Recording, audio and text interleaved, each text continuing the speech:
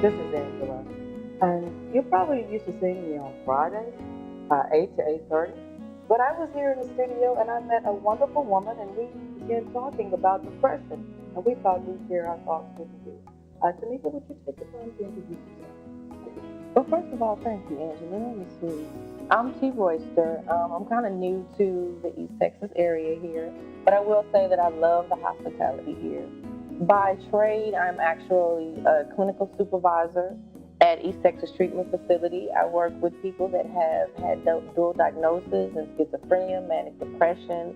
I have a degree in psychology, and I'm also licensed in chemical dependency to work with people that have substance abuse problems, such as alcoholism and drug problems. And I'm just happy to be here.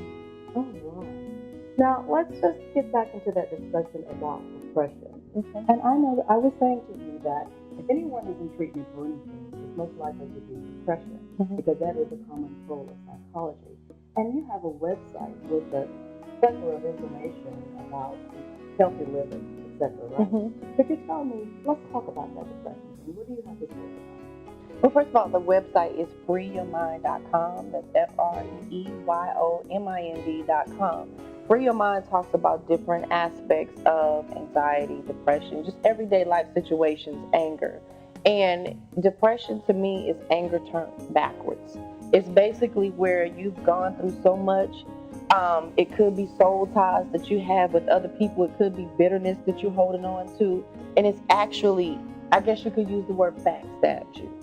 So the person that we're usually angry at first is ourselves. We may take it out on other people. We might have outbursts. It may turn into different physical problems, such as stress, high blood pressure, chest pains, just different ways that anger can come out. But anger is secondary. People need to understand that. It's not the surface situation. It's just part of the symptom. Oh, wow. That's awful powerful. That's really, really powerful. Yes, I agree with you that under anger, there's always something else. Yes. And that we don't feel better until we address that thing. When we fear, it can be other emotions. So we're on that. Depression, that we're talking about in the physiological realm, it's a lack of serotonin. And some people say that that's just it. It's just, not enough serotonin in the brain. What do you have to say about that? What about the cognitive factors? What we say, what we hear? Can you talk about that?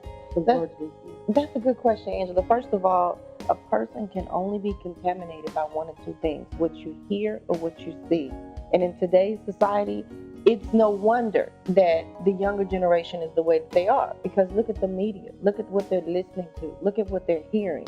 If I'm hearing this consecutively on the radio, if I'm watching it on TV, then it's going to enter my spirit. Just give me an example, a generic example of what you're talking about. A generic example is when my daughter watches cartoons, and I don't even want her to watch cartoons anymore. I mean, I grew up on Scooby-Doo, the Jetsons. I agree with people you. like that. Times have changed. Nowadays, we got people with their cleavage out, women that look like they probably should not be on a cartoon. And then you wonder why the little girls dress the way they do and seek attention. Because this is what they see. This is what they're being taught. And in today's society, we as parents, some of us are caught up in the rat race. I got to go to work. I got to go to church. I'm busy. So we letting the TV babysit our kids. The PlayStation, the PSP, just leave me alone. Right. You're so right about that. We talked about this just a minute ago, about what the Word says. Word of God. What does Word of God say about that? What we think about? What does it say? As a man thinketh, so he is. And one scripture that really, really sticks with me right now is Hosea 4:6. My people are destroyed because of lack of knowledge, because of what they don't know. People think that they may... Ignorance is expensive. Oh, very expensive, and you can't afford it. You can't afford it, so stop the layaway. Stop it.